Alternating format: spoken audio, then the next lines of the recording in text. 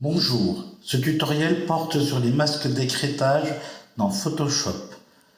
Pour en faire la démonstration, je vous propose de réaliser un visuel qui s'inspire des génériques des James Bond. Nous allons réaliser ceci. Pour pouvoir réaliser ce visuel, vous allez avoir besoin de 3 éléments. Une jeune femme dénudée comme sujet principal, une texture à lui appliquer et le logo de James Bond de façon facultative. Je vous propose d'aller tout de suite dans Photoshop et on va commencer par s'occuper du sujet principal que nous allons devoir détourer. Dans les nouvelles versions de Photoshop, c'est vraiment facilité. Il faut prendre l'outil sélection, aller en haut et demander à ce qu'on sélectionne un sujet. Photoshop embarque une intelligence artificielle qui est capable de reconnaître des sujets et de les isoler en faisant une sélection. Là, en l'occurrence, il a plutôt bien travaillé, à une exception près, si vous voulez bien remarquer l'entrejambe qui n'a pas été sélectionnée. Pour cela, pas de problème. On est toujours sur l'outil sélection rapide. On est cette fois-ci sur un retrait, moins, et avec un clic dans l'entrejambe, cela suffit à récupérer la partie de la sélection manquante. Une fois que c'est fait, on va sur sélectionner et masquer. Pour un petit peu raffiner ça, on va mettre un rayon à 2 pixels. On va mettre un lissage à 1 pixel. Et enfin, on va convoquer la décontamination des couleurs. Et une fois que ça c'est fait, les autres paramètres ne changent pas, donc on clique sur OK. Nous avons donc un sujet détouré avec la présence d'un masque de fusion. Masque de fusion, c'est un pochoir où les parties blanches restent visibles, les parties noires, elles, disparaissent. On va s'occuper tout de suite de l'arrière-plan et on va tout simplement mettre un calque uni, de couleur unie. Moi j'ai choisi un violet un peu sombre. Vous pouvez bien évidemment choisir la couleur qui vous convient. Une fois que vous l'avez trouvé, vous cliquez sur OK et surtout vous redescendez le calque entre les 2 premiers calques générés de façon à ce que votre sujet principal soit bien en haut de la pile. À propos du sujet principal, ce qu'on peut éventuellement faire, c'est un petit effet qui donnera un peu du volume, qui donnera le sentiment que le sujet se détache du fond. Et pour cela, on double-clique donc sur le calque et on va chercher une ombre portée.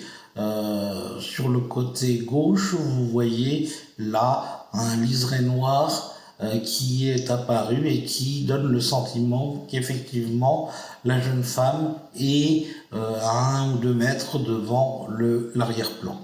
Donc ça, c'est bon, on clique sur OK.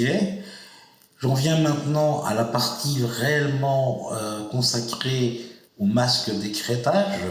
Donc là, en l'occurrence, ce que je vais faire, c'est que je vais aller sélectionner une texture que j'ai trouvée sur Google. Le temps que je la trouve, elle sera là.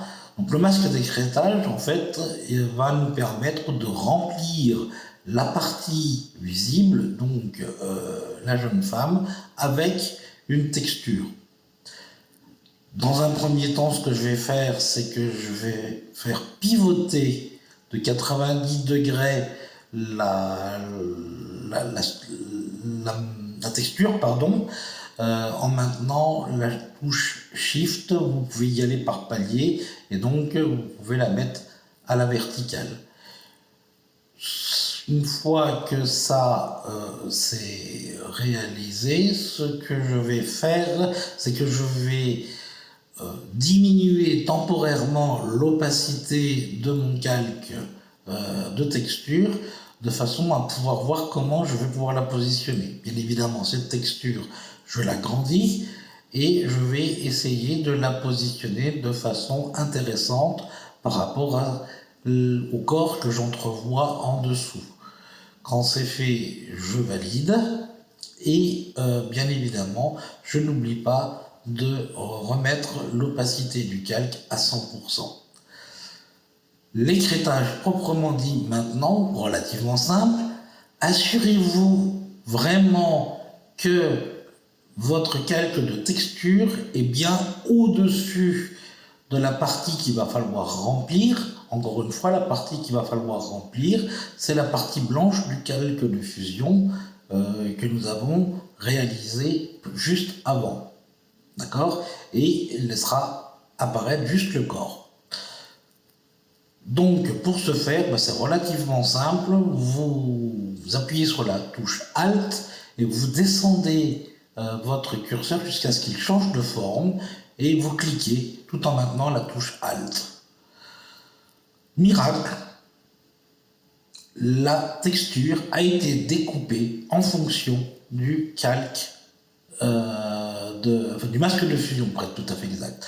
Là, on se rend compte qu'il y a un petit problème quand même, qu'on va pouvoir rectifier. La texture ne descend pas jusque en bas des jambes, mais on peut, évidemment, en sélectionnant le calque texture, la repositionner comme on veut, de façon à pouvoir avoir l'intégralité des parties blanches du masque de fusion qui sont couvertes.